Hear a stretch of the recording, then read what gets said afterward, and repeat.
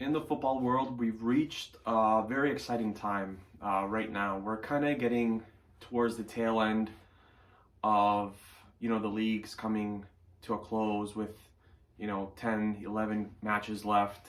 We're getting closer to finally realizing who the champion of each league is.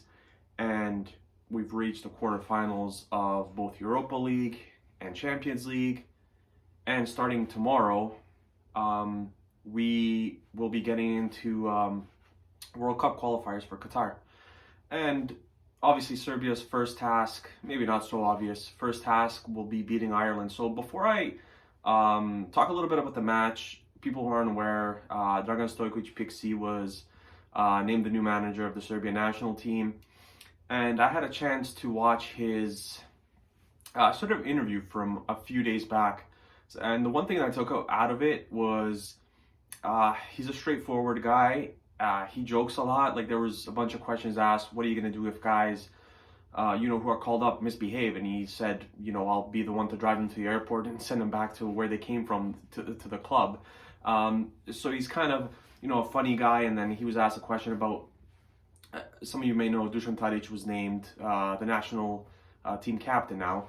And he was asked, this was a few days ago, who was going to be the national team captain if it was going to be Tadic. And, he said something along the lines of, why would it be Tadic? Like, how do you guys even know he's going to be in the starting 11? So just things like that to kind of keep things calm. But coming into this match, Ireland comes in very short-handed. They have a number of injuries. They're going with something like their third or fourth string keeper, who plays in League One, so that's third tier of English football, if I'm not mistaken. And I apologize if he's higher or lower.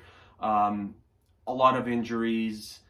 They're really not coming in with sort of their A squad, so to say. But in the news, they've said, we're coming here to try to get the win, and that's something you always love to hear in football, no matter which team you cheer for. You don't let the fact that you have a number of players injured distract you from what you're trying to achieve in the qualifying cycle. And their goal is going to be to qualify for the World Cup, as is everyone's. But it's great to see, even with the injuries, that they're going to be going to full out and trying to win this match. For Serbia, there's some interesting, questions. So I kind of try to work in my starting 11. So I would have Rajkovic in net. I would have I would go with a 3-4-2-1 formation. So I'd have Stefan Mitrovic as one of the center backs. Milenkovic has had an exceptional season at Fiorentina, the other one, and he's getting a lot of buzz. I think Chelsea's involved in trying to get him, AC Milan, Inter Milan, a bunch of teams want him. And the third one, it's kind of a toss-up. A lot of people wouldn't mind seeing Uroš Spajic there, or Strahinja Pavlovic, who's on loan at Cercle Bruges from Monaco, and he's actually playing a lot more than he did in Monaco, which isn't really hard. He didn't play much at Monaco, so he's finally getting that experience that he needs, and he's only 19 years old, so he's kind of like the future center back of this team. But Stefan Mitrovic has done really well in that position the last few matches. On the wings, this is when it becomes a little bit difficult. I would have Lazovic on one side, and on the other side, I would probably have Kostic. Kostic has been in excellent form this season for Eintracht Frankfurt. Lazovic, again, it seems like the older he gets, the better he gets. The one thing I'll say is this was probably the most difficult kind of position to evaluate and to kind of project who's going to be in those positions, because Mladenovic has been outstanding in the Polish league yet again this season. He's been great for the national team the last 3 or 4 matches, like exceptional. And, you have Mihailo Ristic, who pretty much starts every match for Montpellier in the French Liga. So he's been exceptional there as well. He can kind of play on the left back, left wing, whatever it is. And he actually played really well the last 3 or 4 matches as well for Serbia.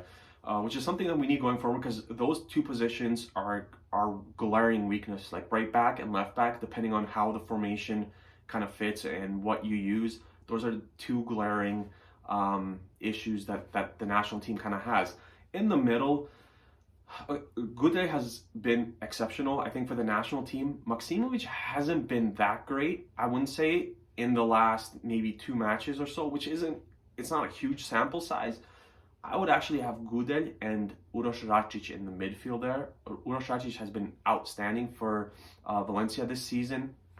After a loan spell in Portugal last season, he's been great for them. He's playing regularly now.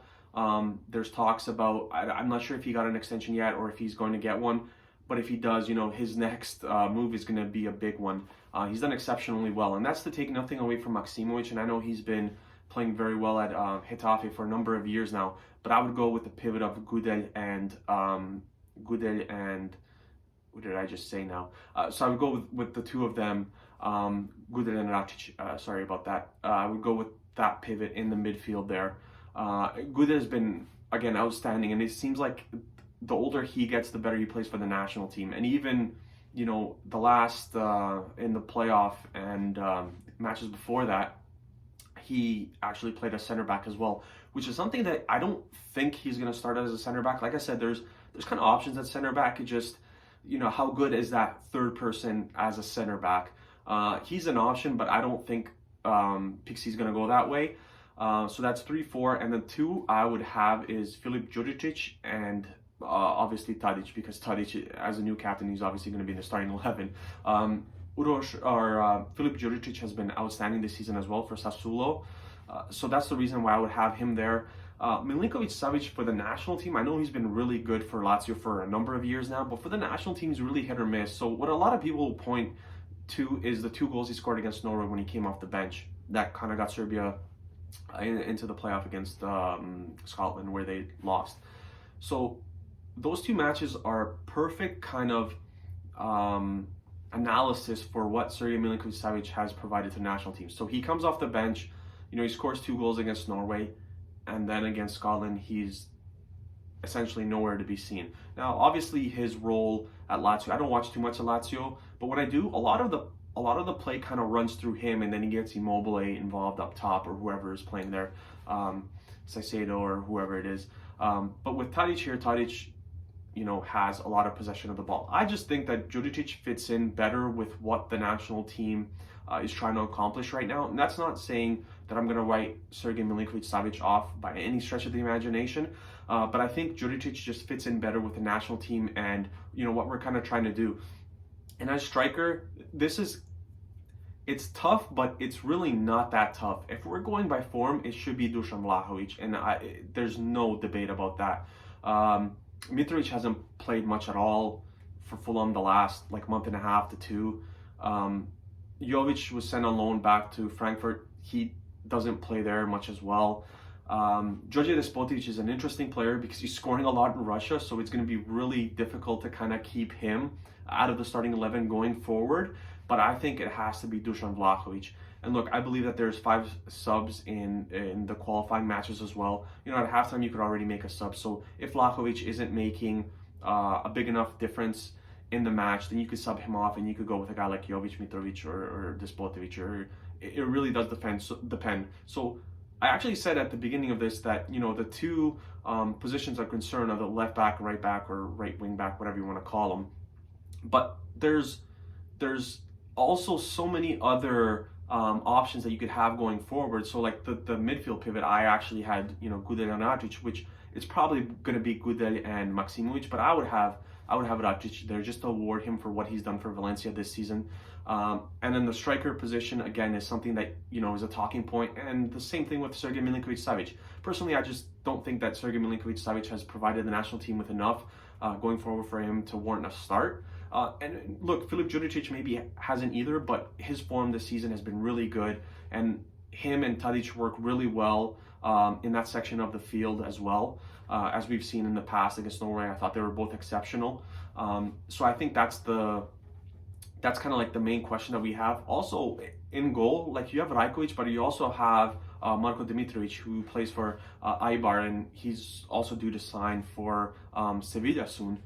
If that actually does go through. But if he picked Dimitrovic, I don't think a lot of people would argue with that choice either. For the first time, I think since I've been following the national team, which is close to 20 years, we actually have two really good goalkeepers. And when I think about there was times where we can barely find one, and now we have two great goalkeepers. It's great for the team going forward. Now, in terms of expectations for this match, or like prognostication of what I think the score is going to be, look, I realize it's the first match, but this is must win right away. Like off the top, how much Ireland is missing. I know they're going to be a tough matchup, but Ireland hasn't beaten Serbia.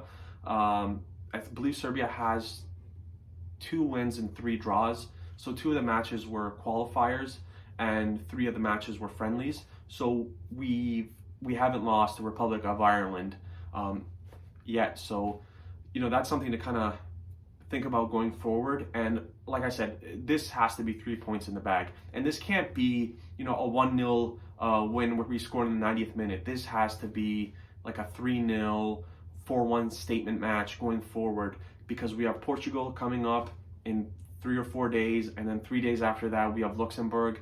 And like Luxembourg isn't going to be an easy match, and I think Stojkovic said at his press conference easy as well. He said something along the lines of people are overlooking Luxembourg, and he actually stated that it could be the toughest match in this qualifying phase. So we have Ireland and Portugal at home, and then we have Luxembourg away. So the first 3 matches, I mean, this is the one that you have to get. Like this can't be a draw. We need 3 points. Because of how good the group is, and I think we will get it. If I had to predict a score, I would say 3-0 for Serbia. And the goal scorers I don't want to get into, but hopefully a 3-0 result. Napred Orlovi.